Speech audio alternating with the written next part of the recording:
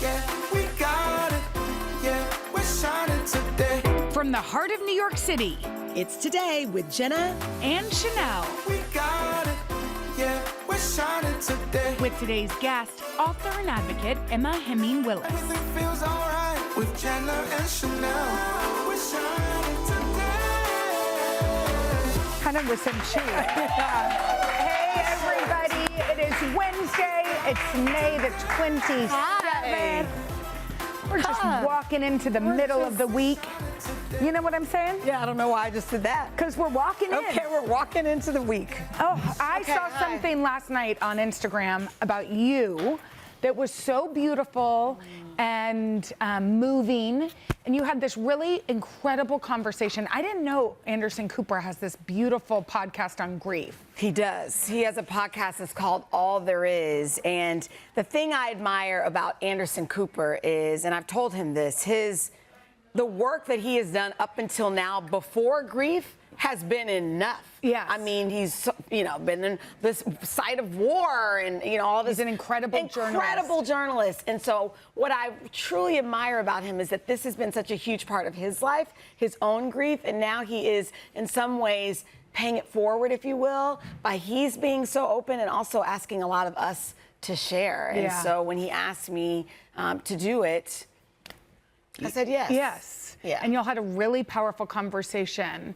There was actually so many parts that moved me, and the part that I watched last night was about your beloved grandmother, and I loved that. Yeah. And the truth of the matter, I say that all the time, the truth of the matter is, when Uche was sick, I remember being, so down. I would take the train to hospice. I was trying to get the kids to school. I mean, it was very difficult, and I couldn't find a way to heal or just to feel better. It was just so heavy, and it didn't feel sustainable. Yeah. And a friend of mine, a lot of you guys, if you're in New York, Dave Price. He's a meteorologist at the New York affiliate, or NBC affiliate here in New York. He sent me this podcast, All There Is, and it was Anderson Cooper and Steve Colbert. And that interview with the two of them, it wasn't even an interview, that conversation about grief changed my life. Wow. So much so that after he sent it to me, I sent it to other friends who are caretaking or who have lost family members. I mean, it just was What did they talk about? Well, Stephen Colbert has such a beautiful way of reconciling his grief. He knows it's a part of you, and he made me realize that it will always be a part of us, but you don't have to be afraid of it. You can deal with it and wrestle with it, but also that you can have your humor and your joy, like that whole concept of holding two things. I learned that from the conversation with Stephen Colbert and Anderson Cooper. And so because it was so helpful to me, I felt like then it's now my turn in so many ways. And, if I can just maybe help one person. I got a call, and I didn't listen to it until this weekend. I got a call from one of my best friends in life. She lost her grandmother, and her mom lost her mom, obviously. And she called me, and she said, hey, I want to tell you, I woke up at 3 o'clock this morning, and my mom, who has never listened to a podcast a day in her life, was listening to the podcast. And she said, please tell Sheinelle that just really helped me. Oh, that's so beautiful. And so she cried about it, and I cried about it, and I thought, okay, that is why you did it. I share. Yeah. Yeah, it's not easy for me. Well, should we look? No, it's not. Yeah. But if we can, let's look a clip of this conversation. Okay. I was sitting on a beach in Jamaica, and my girlfriend was like, it's okay to cry. I think it was the first time I had just really let it go. And I just said, where are you? Like, where are you? Like, are you okay? And where are you? And all of a sudden, and we are in the middle of the ocean. It was like this rock, and we took a picture of it. And here comes this yellow butterfly. And we both went, and we were like, and then and she was like, is that you, Uche? And I said, oh my God, no, stop it. And she was like, no, just, if it's you or if it's like anything that Sheinelle needs to know, just let her know that you're okay. Can you come back? I said, Mia, a butterfly is not coming back. And sure enough, and we're like, and I was like, oh my God. Oh my gosh, how beautiful is that? And now you see them all the time. Do you remember when when we were in Jamaica? Yes. And I told you guys, and I told the viewers, and I remember Jenna and I, we were just talking, and then we heard the audience go, you know, And there it was. And remember when we were also on that tram? Oh my gosh. And there were yellow butterflies? I forgot about that. Yeah. Yeah, I see it as comfort. Listen, before all of this, you know me. Yeah. If you were to talk about signs or anything, I'd have been like, eh.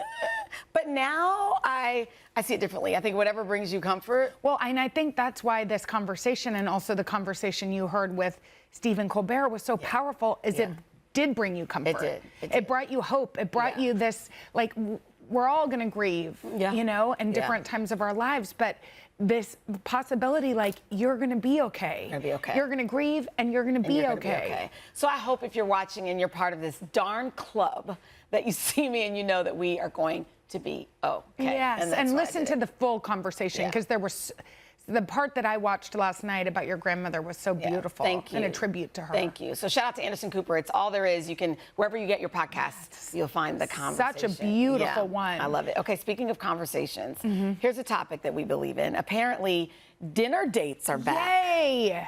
We're so happy. According to the Wall Street Journal, a good old-fashioned dinner date. Yeah, they're embracing a classic first dinner. They're ditching the low commitment coffee or the drinks or whatever, and they say a dinner feels intentional. I think it feels intentional. If somebody is saying, hey, do you want to go to dinner? That means you want to linger with me. You want to get to know me. Yes. You know, yesterday when we were talking to the college students after the show, we were talking about the fact that, you know, a lot of young people and college students aren't dating. And, you know, they mentioned that a lot of the college students, let's say you see somebody on campus that you like. Before, you'd have to go up to them, try to get to know them. Maybe you're a little curious about where they're from. Yeah. Now you just look at their Instagram and you decide before they even speak whether you're even interested in giving them time. You know what else they both said that I think, like, if you have college students or high school students at home, I think is, like, the most important thing. What we talked about, people are dating on a record low.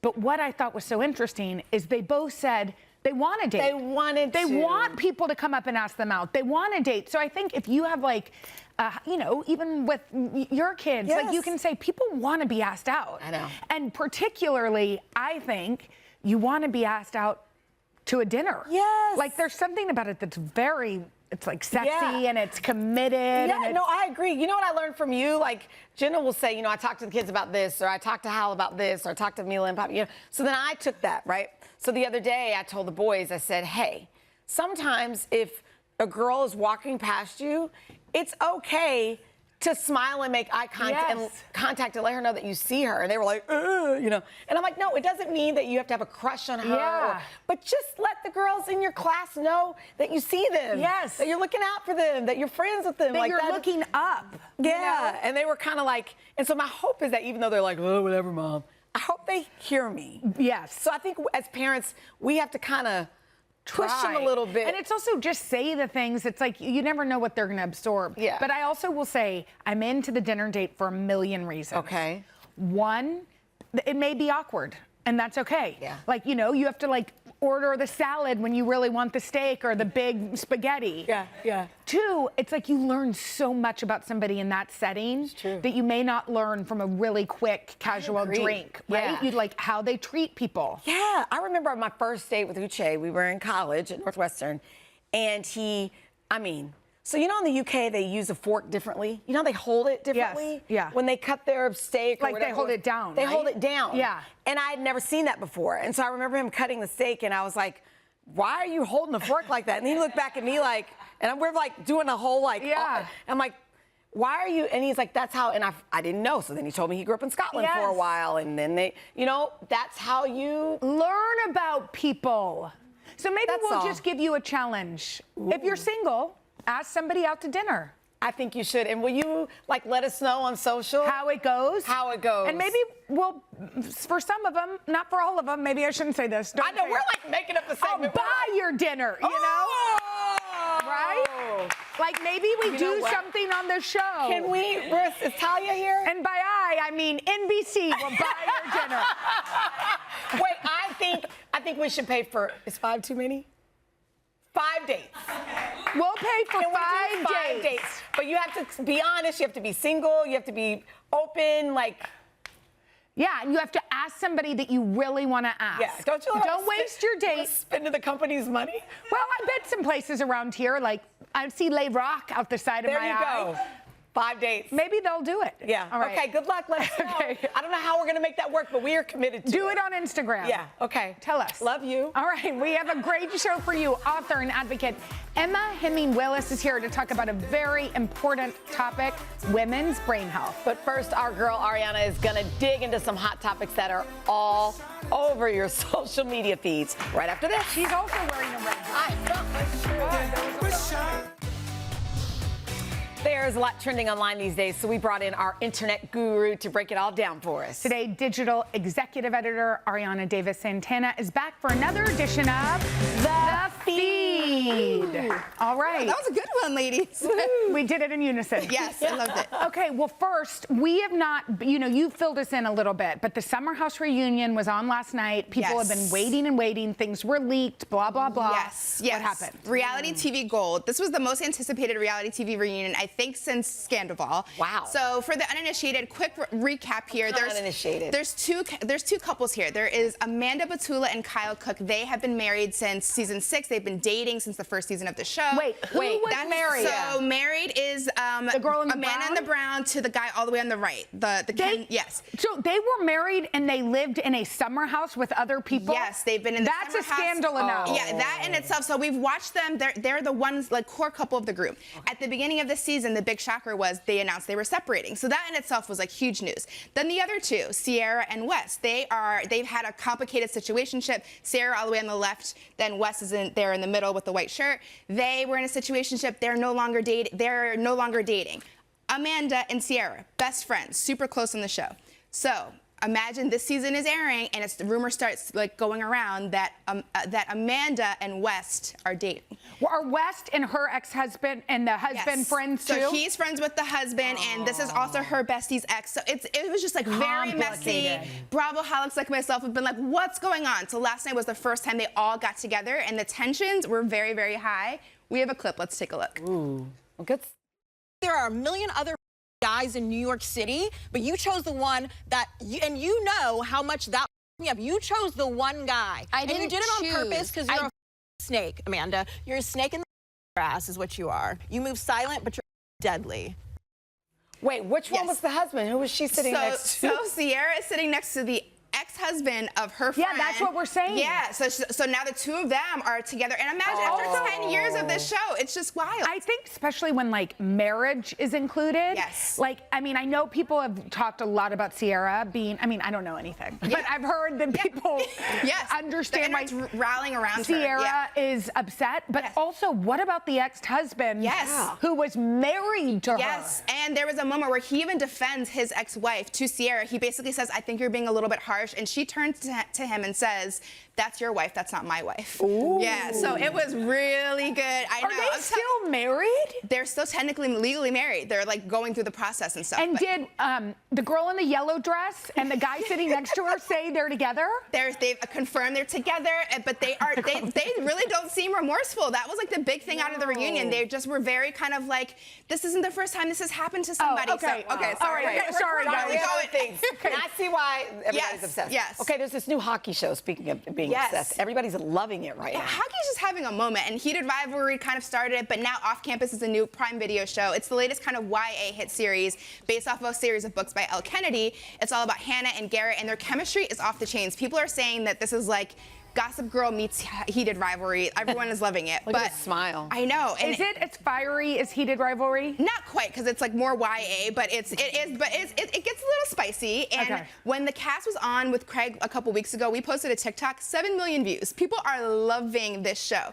But J-Lo is one of the fans, so there is a scene actually on the show where one of the characters recreates that iconic dress from J-Lo, and then she posted a video with the actress last weekend, and they did like a fun kind of lip sync moment. Let's take a look, because I want you guys to see this. I don't know her personally, but I'm pretty sure that's J-Lo. Oh my God! Wait, this is me! J-Lo! No!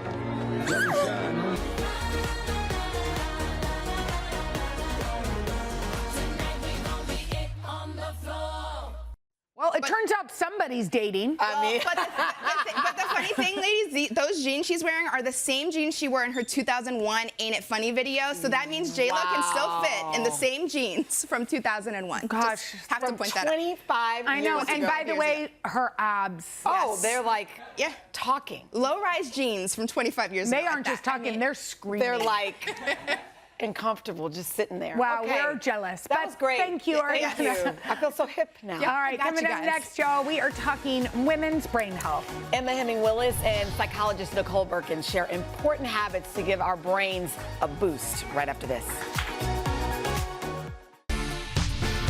Emma Hemming-Willis is an author, an advocate, a mom, and a care partner for her husband, Bruce Willis, who suffers from a brain disorder called frontotemporal dementia. Well, now Emma is turning the spotlight onto women's brain health by teaming up with Nicole Birkins, a licensed psychologist and board-certified nutrition specialist.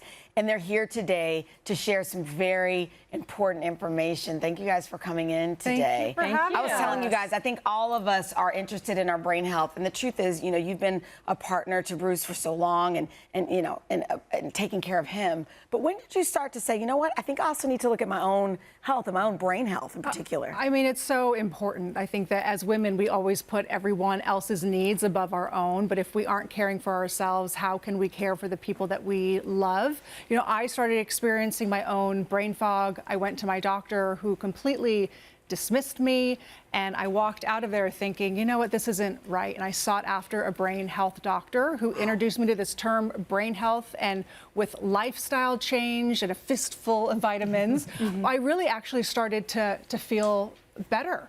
And, you know, once I learned about brain health and that there's actionable things that we can do today to support our brain for tomorrow, I was all in. It's so interesting because we talk a lot. I mean, we're in perimenopausal age, and so it's really hard, you know, and to have doctors dismiss you. You're raising, like we are, children. Totally. You're busy. Yes. You know, and it's hard to decipher brain fog versus other things. What exactly were you feeling that you were like, okay, I need to go to a doctor about this? I mean, like, it was give examples. like walking into a room being like, why am I in this room? Like not really feeling like myself, low energy, just in a haze, just not feeling right. Yes, okay. Here's what I think is important. Can you tell us, if we do some of these small changes, how can we impact our destiny, if you will? Alzheimer's, or even just, you know, being foggy or not remembering things. Can we do things now to prevent that from happening? I love that you asked this because it's the most empowering part of this conversation. For so long, we've been told, like, well,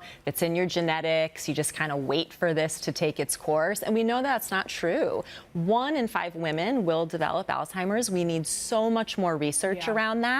But we also know that up to 45% of our risk factor are called modifiable risks, things that we can actually take action on and do to help our brains feel and function well now and well into our future. So that's the empowering piece. And you have 5 pillars of things that women can really think about. Will you go through some of them? Yeah, so the first is nutrition, because our brains are heavily energy dependent, and what we eat is literally what feeds our brains. We want to be eating good, nutrient-dense diets. Sleep, which is a huge one. I know you've had your own journey with the sleep piece. Yes, absolutely. I make that a priority. Yeah. And did you always? No, I didn't. But what I realized is that when we sleep at night, that is when we are throwing the trash out. And I think what's important is that when we sleep, we feel so much better and energized in the morning to be able to, you know, get through these other pillars of health, like movement and making sure that we're eating properly. And you eat better if you sleep well. Totally. Yeah. So I'm always striving to make sure that I'm getting adequate sleep. That really sets me up for success. Okay. When we talk about mindfulness, connection, I feel like these are all things that we know. We know we're supposed to eat healthy. Right. But are there specific things that you've noticed that can lead to a breakthrough? Are there certain kinds of food, or should we meditate in the morning? And certain types of movement. Yes. Can we zoom in a little bit? So here's the thing. I tell people when they say, what kind, and I use movement, not exercise, because people don't want to hear about exercising more.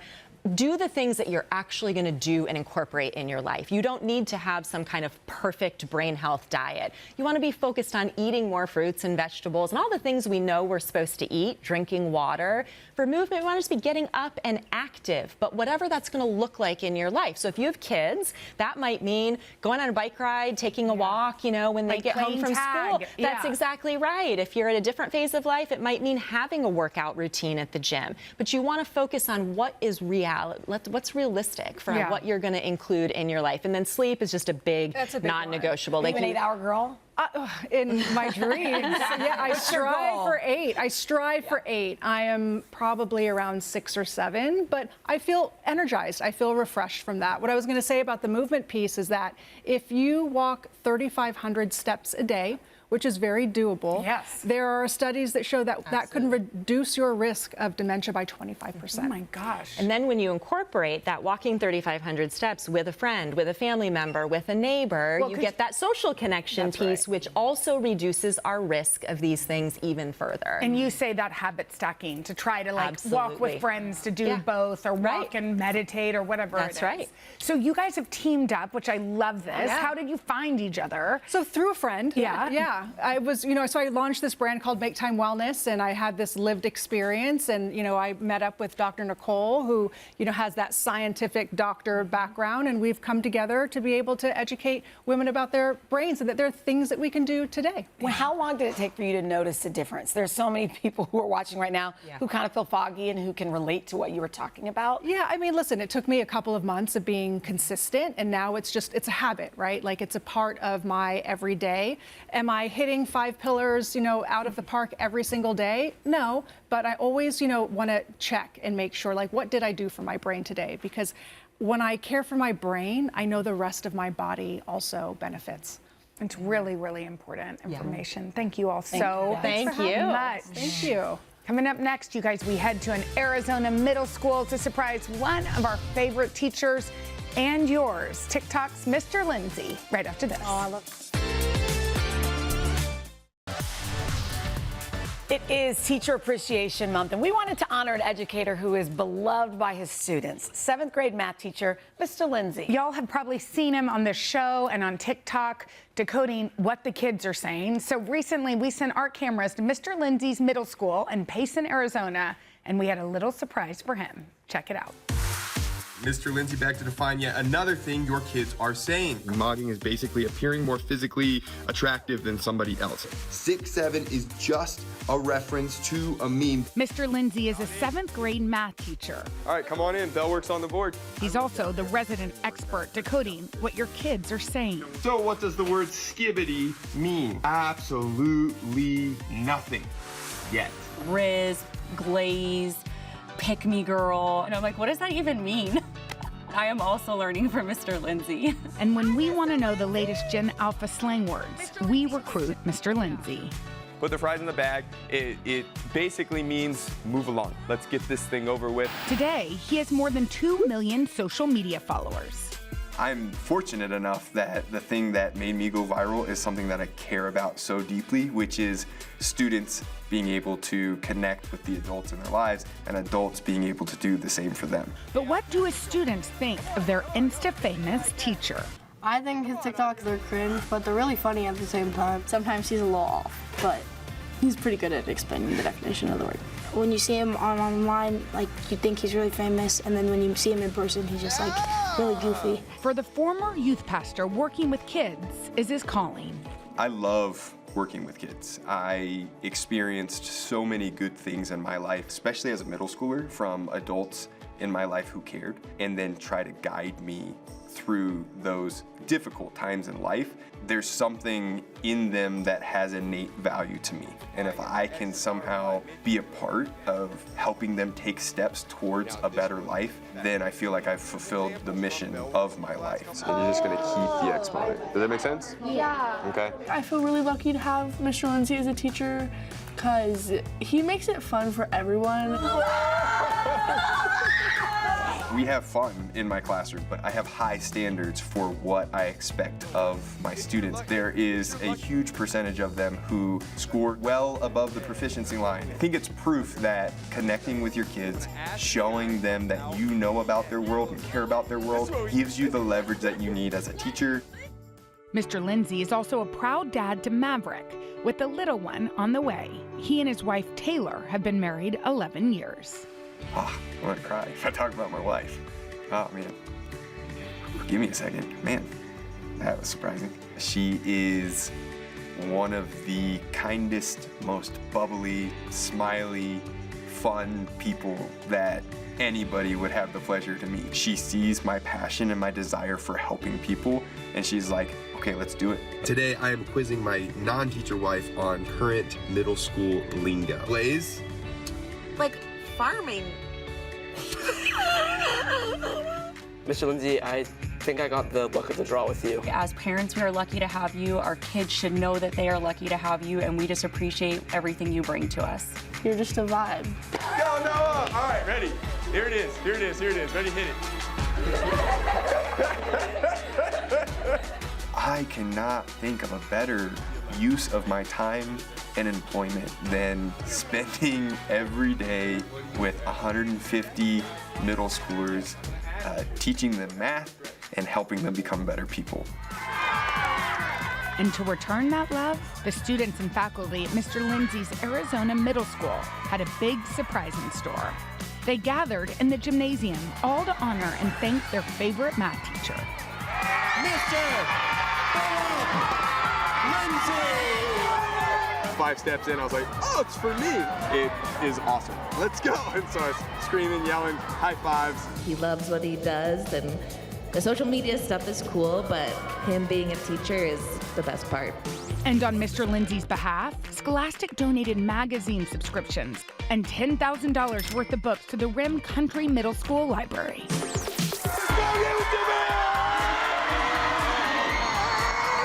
This is amazing. These kids in general deserve so much. And then seeing them so excited for me makes me believe that I am making an impact, that I am having an effect on the school as a whole, the kids in my class, the families involved. This is amazing. Oh, don't you love it when teachers, like when real heroes are treated like rock stars? Like rock stars. We love Mr. Lindsay. Oh my gosh, do you remember when you would find out there was an assembly? Yes. You got to go to the gym. Yes. It's like, woo! Yes, and you were celebrating somebody like him. That was awesome. That Super, was great. super sweet. Okay, up next, from a rustic wedding to black tie only, we've got some looks that'll guarantee you're the best dressed guest. After this. Wedding season is in full swing, and if you've gotten an invite but you have no idea what to wear, we have some looks to guarantee you'll be the best dressed guest. Style expert Jasmine Snow is here with something for every wedding occasion, from black tie to beachside. I had a little preview. I think you nailed this one. Oh, good. Hi. Hi. So it's wedding season. It's wedding season. Are there any hard and fast rules? There's not hard and fast rules. I mean, formal for sure, but I just think people get really stressed out when it comes to weddings of what do I wear, and when there's a dress code, people get really nervous. Yeah. Especially people are getting a little creative on the invitations with the dress code. Yes. And it doesn't have to be that scary. Okay. I think that it'll be okay. So let's start with the first, which is rustic weddings. Okay. This is a trend this year. What do you wear if you're going outdoors? Rustic weddings are becoming more and more popular, whether it's a garden wedding or in a barn. You want to really lean into that theme, right? Cute. So light textures, light prints. We love a floral. This is from Express. Obsessed with this because it has pockets, which I absolutely love that part of it, but really just leaning into those light textures. And the same thing for the guys. We want to do a lighter colored suit. This is from the Black Tux, so you can rent this. It's actually really nice great. because if you don't have that in your closet, you can rent it. You can rent just the suit or all of the accessories, head to toe. And then you want to go with a little bit of a shorter length. It doesn't have to be super long. You can go with a knee length. Yeah. And you're going to want to keep it a little bit casual for the setting, but still polished and elevated for the occasion. I mean, you guys are ready. Yeah. We love it. I Thank hope you have a guys. wedding coming up. I know. I love that. Thank you, guys. Okay, next we have black tie. Black are there tie. rules for black tie? So this is the one I feel like that always scares everyone. This is the most formal, but for girls, this is going to be the standard, a long floor length gown, or for guys, you want to do a black suit, a black tux. That's the standard. But just because it's black tie doesn't mean it has to be a black dress. So for summer, we're really leaning into bright, bold colors. I love this citrus color, especially with the pop of green in the bag, but then keeping the accessories still polished. So we have a belt, we have a black shoe. It all feels really elevated and perfect for the occasion. I love how you said you don't have to wear black. We do kind of lean into that with black tie. And she's walking around that wedding and everybody's like, oh my gosh, I love your dress. Yeah, she's the one that's getting all of the compliments at the wedding. Okay, Lola, look great. You look beautiful. Okay, cocktail attire is a very standard one. Cocktail is standard because it's the safest, right? It's still dressed up, but it's not as formal. Do you own this, Jenna? This looks like something. It's so good, right? Isn't This is from ASOS. This is so fun because we're leaning into the trend of fringe this year, and cocktail gives you that opportunity to lean into fun trends, but it's still elevated. You can play around with the length, so it doesn't have to be long. You can still have a short dress or a knee-length dress. You have a little bit more freedom with cocktail, and then have a lot of fun with the accessories. So we went really sparkly with these, with all of the silver. Oh, I love the bracelet. Yes, so in that bag. Yeah. And the bag is amazing. And also just kind of leaning into sort of that like suit jacket for the dress, but it's a dress, which makes it even more fun. Yeah, I love that. You look so beautiful. It's one of my favorites of all time. Yes. Of all time. Thank you, Allie. Thank you. Okay, beach. Take us to the beach. Beach. Okay, so a destination or a beach wedding. You want to have a lot of fun. So lean into elevated vacation style. So think about what you would wear for vacation, but now you're thinking like light silhouettes, breezy fabrics, but still elevated. You can go with a longer length. And then, of course, shoes that you can walk in the sand. Yeah, wedges. So a wedge. This year, it's all about a minimal wedge, something that's a little bit more sleek, not super chunky. So we did this gold. And then we love this bag. cool. It's Wait, so show fun. this bag. It's a little This fish. little fish. So kind of leaning into that whole vacation beach vibes. It's a conversation starter at the cocktail hour. And then sunglasses, you know, because they're going to be outside. Yeah. You look so great. Jasmine, these were great. Yeah. So cute, right? Y'all want to all come out? Come on out, wedding These guests. were all of our really, chic really ladies. great. Yeah, these are all keepers. Yes. Thank you guys so much. Thank y'all. Okay, up next, from Tokyo Style Pizza to New York dot cakes, we'll taste the best Buzzy Bites taking over social media right after this.